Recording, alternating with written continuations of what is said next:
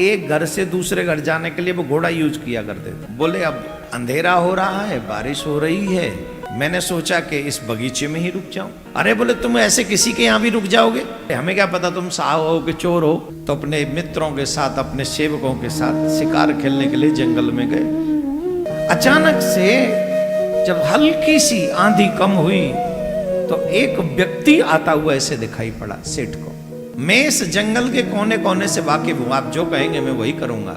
जरूरत से ज्यादा व्यर्थ कभी खर्च नहीं करना चाहिए, ये युवा पीढ़ी को सीखना पड़ेगा। और उसी का ये दूध है।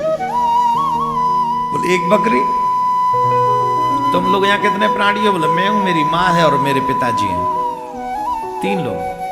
वो रात भर घोड़े की तलाश करता रहा और जब ब्रह्म मुहूर्त होने लगा तो ये महानुभाव घोड़ा इसको मिल गया और घोड़ा लाके यहाँ बांध दिया। सिंध प्रांत में एक बहुत धनाढ्य व्यक्ति, बहुत धनाढ्य व्यक्ति, अच्छा खासा धन था उसके पास,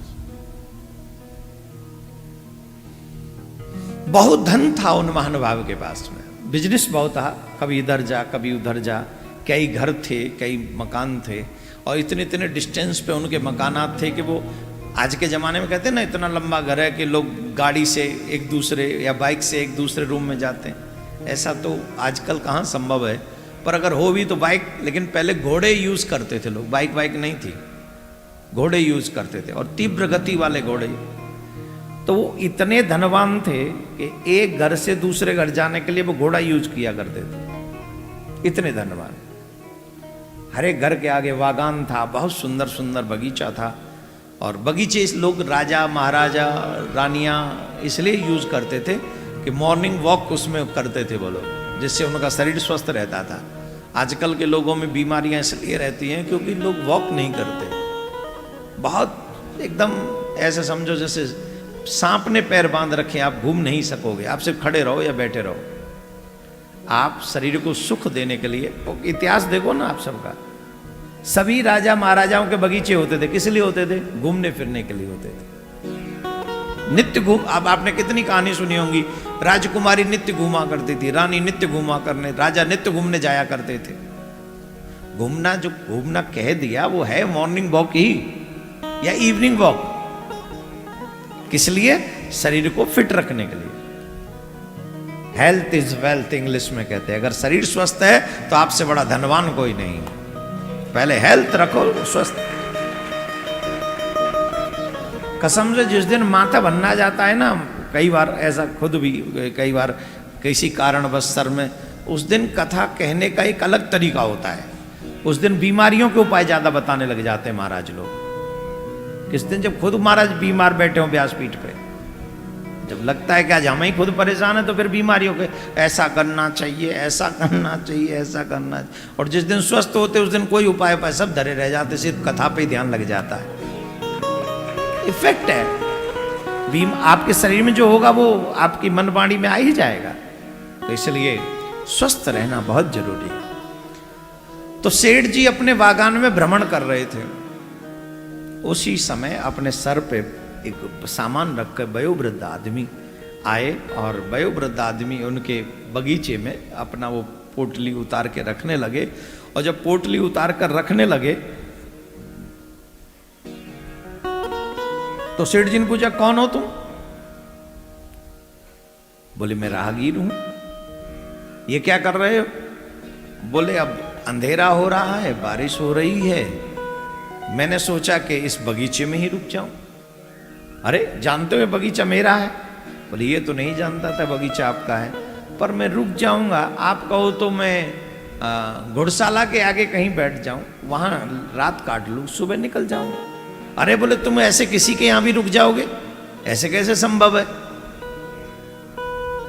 बोले मैं रात ही तो काटनी है, मुझे दिन चढ़ेगा, मैं निकल जाऊंगा। बोले नहीं नहीं नहीं, तुम अगर रात में यहाँ रुक गए तो मुझे एक आदमी रखना पड़ेगा तुम्हारी रक्षा के लिए। बोले मेरी रक्षा क्यों? मेरी रक्षा किस लिए करनी है? अरे नहीं करें क्या? तो हमारे बगीचे में रहोगे या घुड़शाला के आगे रहोगे, रात को पता नहीं कौन व्यक्ति, हम तो तुम्हें जानते नहीं, कौन हो, क्या हो, कैसे हो, जब मन करे किसी वस्तु सामान को उठाकर लेके चले, हमें क्या पता तुम साहब हो कि चोर हो, हमें क्या पता। जैसे ही चोर शब्द सुना उस व्यक्ति ने अपने कानों पर उंगली रख ली। राम राम राम राम कहते हुए तुम मुझे चोर समझते हो, ऐसा समझकर पोटली सर पे रखी और चला गया। बारिश हुई, आंधी आई, सब सहते हुए उसने उस नगर में ही रुकना ठीक नहीं समझा। जिस नगर में आए हुए अतिथि को लोग चोर समझते हों, उस नगर में कभी नहीं रुकना चाहिए, ऐसा उसके मन में दृढ़ निश्चय था। और वो वापस चला गया। रात भर चलता रहा, घर पहुंच गया। बात आई गई हो गई। एक दिन की बात, सेठ जी के मन में एक इच्छा हुई शिकार खेलने की। तो अपने मित्रों के साथ, अपने सेवकों के साथ शिकार खेलने के लिए जंगल में गए। एक मृग उनको दिखाई पड़ा और सेठ जी ने अपना घोड़ा उनके पीछे, मृग के पीछे लगा दिया। और जब मृग के पीछे घोड़ा दौड़ने लगा तो मृग की स्पीड तेज हुई। तेज दौड़ते दौड़ते दौड़ते दौड़ते घोड़ा भी स्पीड से दौड़ रहा, लेकिन जितनी सेठ जी के घोड़े की स्पीड थी उतनी और घोड़ों की नहीं थी। वो रह गए पीछे। उस मृग को जान बचानी थी तो वो मृग उस घने जंगल में घुस गया और वो भी घने जंगल में पीछा करते करते घुस गए। बाकी के लोगों ने समझा यहां जाना ठीक नहीं, पता नहीं कहां चले गए सेठ जी। तो अब धीरे धीरे शाम होने लगे, बादल घेरा है, भयानक बारिश होने का चांस हो गया। अब तो सेठ जी बोले कि अब तो मैं घने जंगल में आ गया। पहले तो गूगल भी नहीं था, जो डाल देते मकान का तो वो बता देता कि यहाँ से ऐसे निकल जाओ। गूगल मैप अब कहाँ गया। अब तो फिर भी गूगल ने अच्छा काम किया है, तो एक दूसरी जगह पहुंचाने के लिए मैप तैयार कर दिया। पहले तो ये सब साधन थे ही नहीं। जंगल में भटक गए, घर का रास्ता भटक गए, अब क्या करें। घोड़े से उतर गए। अब इतनी तेज आंधी, इतनी तेज आंधी कि घोड़े की आंखें भी परेशान होने लगी। घोड़ा उस प्रकृति की मार से बचने के लिए भागा, सेठ को छोड़कर वो भी भाग गया।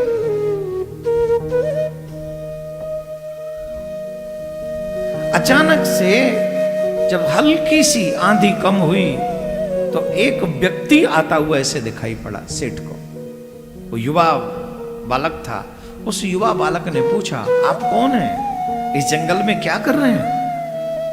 तो उसने कहा, अब उस सेठ जो लोग होते, पैसे वाले जो होते हैं, उन्हें बड़ा डाउट बहुत ज्यादा होता है। उन्हें टेंशन रहती है कहीं मुझे लूट न ले, कहीं कुछ और पता न कर ले कुछ।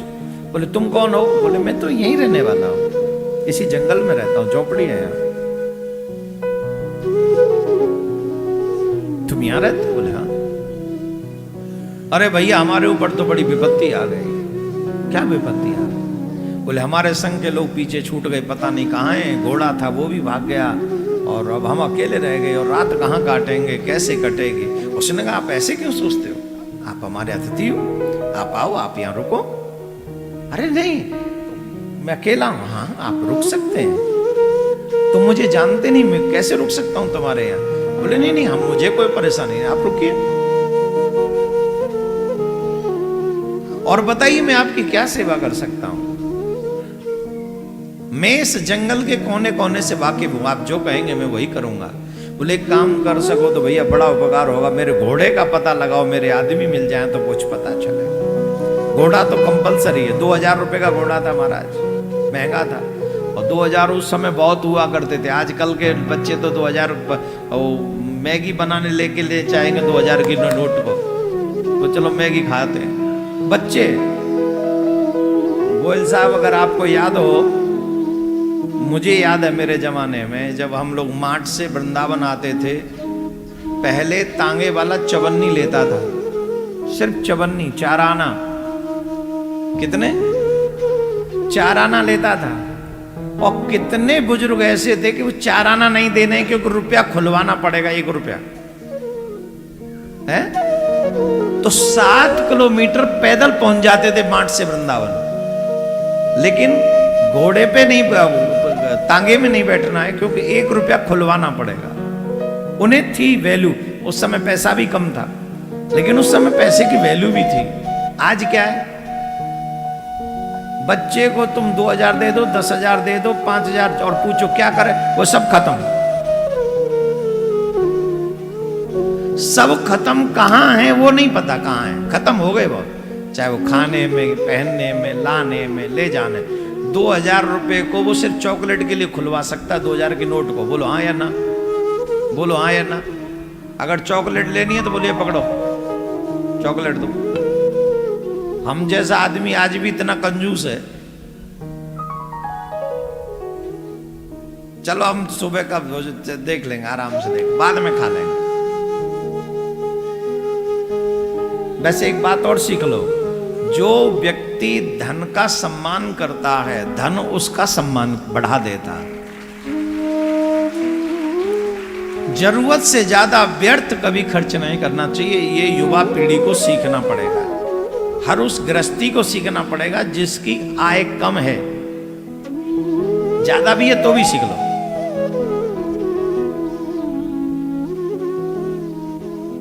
अब वो लेके गए, चलिए अब झोंपड़ी में ले गए उन्हें। अब अतिथि महोदय झोंपड़ी में लिटा दिए पलंग पे। थोड़ी देर बाद में एक कटोरा दूध लेके आया हूं। बोले आप दूध पी लीजिए, आप थक गए होंगे, पूरा दिन निकल गया। इतना दूध यहां है? कितने पशु हैं तुम्हारे पास? बोले ज्यादा नहीं, एक बकरी है और उसी का ये दूध है। बोले एक बकरी? तुम लोग यहाँ कितने प्राणी हो? बोले मैं हूं, मेरी माँ है और मेरे पिताजी हैं, 3 लोग। और हम लोगों के जीने का साधन ही एक बकरी है। इसका ये दूध है, इसी दूध को हम लोग तीनों में बांट के पीते हैं। लेकिन आज आप हमारे यहाँ अतिथि हैं, इसलिए ये दूध हम आपके लिए लाए, आप इसको पी लीजिए। तुम नहीं पियोगे? बोले नहीं, आप अतिथि हैं, आप प्रसन्न हो जाएंगे, हमारे लिए यही पर्याप्त है। आप प्रसन्न हो जाए, हम यही, हमारे लिए पर्याप्त है। व्यक्ति बोला गजब का संस्कार है, अद्भुत संस्कार है। खुद व्रत पे रह जाएंगे लेकिन तुम दूध पी लो।